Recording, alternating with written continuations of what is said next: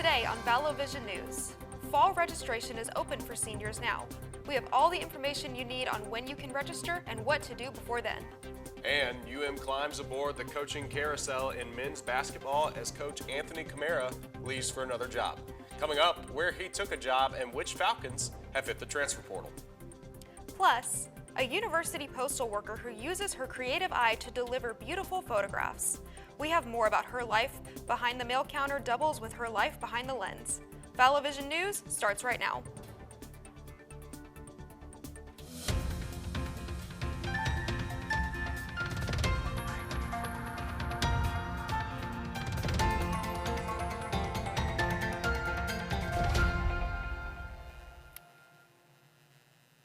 Hello and welcome to Vallo Vision News. I'm Preston Bennett. And I'm Madeleine Mathern.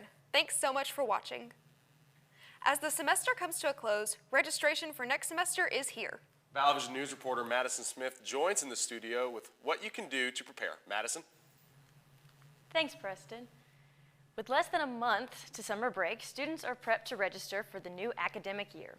Your date for fall 2026 registration is based on your classification. Registration for grad students opened Monday, seniors started registering today, juniors can start signing up for classes Friday, while sophomores and freshmen will sign up for classes next week. Students are encouraged to meet with their academic advisors before their registration date to ensure a smooth enrollment process. Be sure to log into your Banner self-service account to review course requirements and build a registration plan. Reporting in the studio, I'm Madison Smith. Back to you, Preston. Thanks, Madison. In other campus news, Montevallo's men's basketball team now needs a head coach. Former Falcons head coach Anthony Camara has taken a job as the head coach at AUM. This move comes after the Falcons had their best record since 2014 under Camara. The university announced Camara's resignation on April 1st. The coaching search for his replacement is currently underway. Coach Camara isn't the only Falcon leaving the bricks, as Brandon Fusel committed to Samford University. The Falcons guard entered his name into the transfer portal in March, announcing his commitment to the Bulldogs earlier this month. Freshman guard Devin McKinnon also entered his name into the transfer portal. McKinnon has yet to commit to a school. Montevallo's acrobatics and tumbling team hosted the Conference Carolinas quarterfinals in Central State Bank Arena Tuesday night as the number 3 seed and delivered a strong performance. The Falcons defeated number 6 seed King University for the second time this season with a score of 252 to 234. The team's top score of the night came in the acro event, where the Falcons earned a 9.85 in the 5-element heat. With the win, the Falcons advanced to Conference Carolinas semifinals in Franklin Springs, Georgia this Saturday, where they'll face number 2 seed Lander University. The UM Honors Program, the Tower, and the Montage recently held an event to help students rest, relax, and focus on finals. Vallo Vision News reporter Aiden Peach has our story.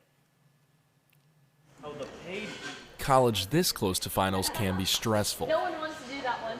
To help ease students, the Montage, UM's yearbook, put together an event designed to de-stress students. So this is just an event for students to reset. We understand that students are really stressed with finals coming up. It can be a lot.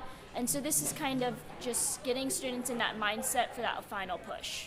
Pizza, stickers, books, bracelets, and more were given to students at the event.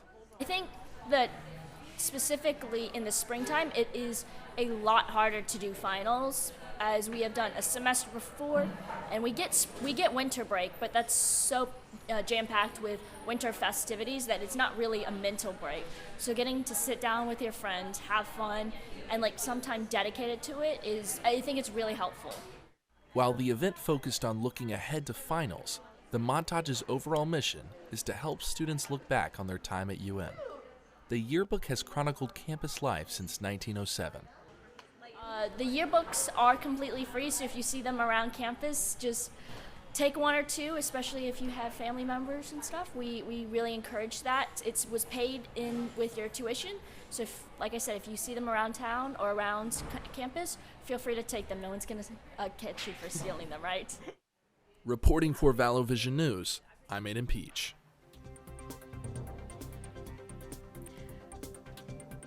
Remember, there's always more news 24/7 on our social media pages. Just search for Vallo Vision News on Instagram, Facebook, and YouTube.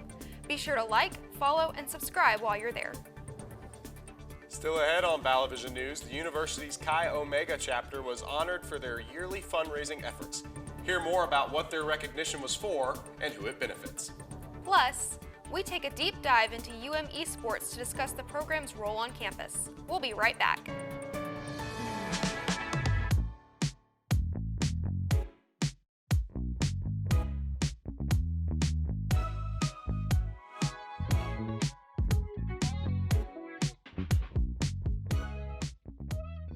Welcome back to VVN.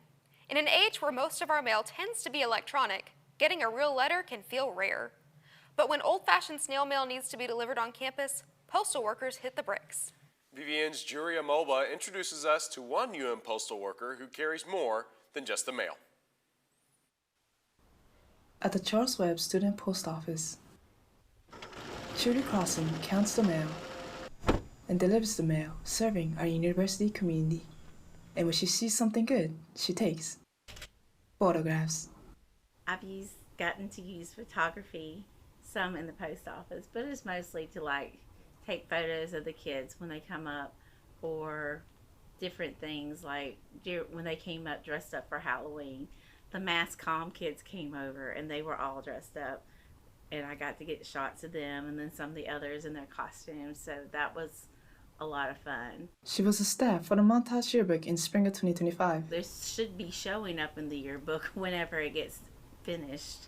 And there's always, just like the university, something to photograph there. She finds It's just and captures treasures everywhere. with her camera. I want to get people enjoying themselves or in the moment of things. Her early influence was her grandfather, who was a photographer for the Marines. Had this picture of my Meemaw when she was younger, and it was in a record shop that she worked in, and it was just beautiful, and I loved it. And I loved watching old movies like from the 40s and 50s growing up. And when it comes to getting that picture-perfect moment, This is not easy, and each thing has a different skill set and settings for it, and you have to learn how to do things and not just do it on auto. That was so cool. for Vallo Vision News, I'm Juria Moba. To see Trudy's photography, follow her on Instagram at TrudyCroson_edited. Last Thursday, the Tau Kappa chapter of Chi Omega was honored for their contribution in raising over $1 million for their philanthropy, Make-A-Wish. Members attended a reception honoring inductees of the Make-A-Wish Constellation Society, which recognizes donors who give an annual gift of at least $2,500. At the reception, members of 7 Chi Omega chapters at universities across Alabama were recognized for collectively raising over $1 million since 2012. The partnership between Chi Omega and Make-A-Wish began in 2002. Esports has been on the rise in recent years, including here at UM. But what exactly is it? Vallo Vision News reporter James Stafford gives us a look behind the scenes of UM's esports teams. Leveling up, high scores, and arcades are some ideas that may pop up when you think of video games. One that's been on the rise recently, however, is a career playing them. Online video gaming it's the way of the future. Esports is a growing competitive market in which high-skilled players verse each other in different game titles. Vallo Vision News sat down with Montevallo Esports to see how this scene works. I wouldn't say traditional athletics, but it's competition on a level like that. It's more mental than physical. So it's a way to be in a competitive structure without having to be on a field. And it's gaming, so it's a lot of fun. Montevallo Esports currently fields rosters for Valorant, League of Legends, Overwatch, Super Smash Bros., Marvel Rivals, and Rocket League. But what really differentiates an esports title? Marvel Rivals captain Connor Forstman says it's about the team dynamic. It's really like, you and your squad versus another enemy in their squad, right? That's pretty much what we're seeing nowadays with esports. In the end, any group of like-minded people creates camaraderie and friendship, and that's no different for the members of Montevallo Esports. They're my best friends, absolutely. When I first got to know them, I was a little, I came from a completely different side of the scene. They played different games. I come in as a semi-pro hero shooter player, so they play fighting games, I play hero shooters. We didn't know each other that well, but our love of the game brought us together. That's what I love about esports. So whether you're a casual gamer or a competitive one, esports may be something you want to check out before it takes off without you. For Vallo Vision News, I'm James Stafford. To watch Montevallo Esports compete live, visit twitch.com/Montevallo Esports. The University of Montevallo will host its first student-led film festival this Saturday, April 11th. The festival will be called Scene on the Bricks, will be held in the Discover Shelby Theater from 1 to 7 p.m. Nearly 40 films will be shown. Divisions for that festival include high school, collegiate, and independent, with many of UM's own being present across the submissions field. The event is free, and awards will begin at 6:30 p.m. Still ahead on Vallo Vision News, we take a look at these out-of-this-world photos from Artemis II's lunar flyby. Cameron Short joins us for more in The Buzz when we come back.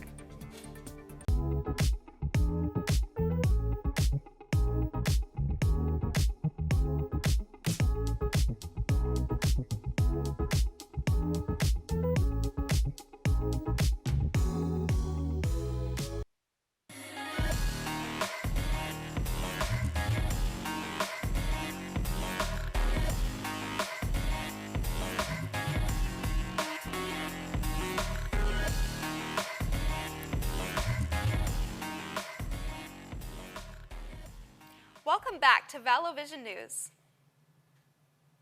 Buzz anchor Cameron Short joins us now with a look at the entertainment and pop culture stories that have us buzzing this week. Cameron, welcome. Thank you guys so much for having me today. A very unique view was witnessed in person by very few humans in human history. This view was the far side of the moon. Here's a look of what the Artemis II crew saw during Monday's lunar flyby. One of these photos shows an Earth set. That means the planet seemed to dip below the horizon, just like a sunset. The other photos show an eclipse with the moon in front of the sun. NASA says the crew was about 4,000 miles from the moon at one point. They now hold the record for the farthest humans have ever traveled from Earth. So if you guys were to ever visit the moon, what's the first thing you'd do there? I'm looking for aliens. Looking for aliens? Gotta look for aliens, man, for sure. Come on, especially when you're going to the far side of it, the one that nobody's ever seen before. You know, you could see like maybe if it's the Death Star or something. Like maybe it's a space station. Possible. It's not a moon. Possibilities, you know, are endless. You don't know. I kind of agree with Preston. I would want to see, you know, what else is out there and, you know, see if there's actually any aliens on the moon. I think that would be really cool. Yeah. Hopefully it doesn't end up like Independence Day. Oh no. Continuing the topic of space, an 80s sci-fi parody classic is getting a sequel. Here's David Daniel with today's Hollywood Minute. When does this happen in the movie? We now know the when for the Spaceballs sequel. The long-awaited follow-up to the Mel Brooks Star Wars parody is due in theaters April 23, 2027, 2 months shy of the original comedy's 40th anniversary. Bill Pullman, Rick Moranis, Daphne Zuniga, and Brooks, who's now 99 years old, return to join a bevy of new cast members for the sequel. An official title has not been announced. When it all comes together, you make a good movie. It's good forever. The studio is facing season 2 without Catherine O'Hara.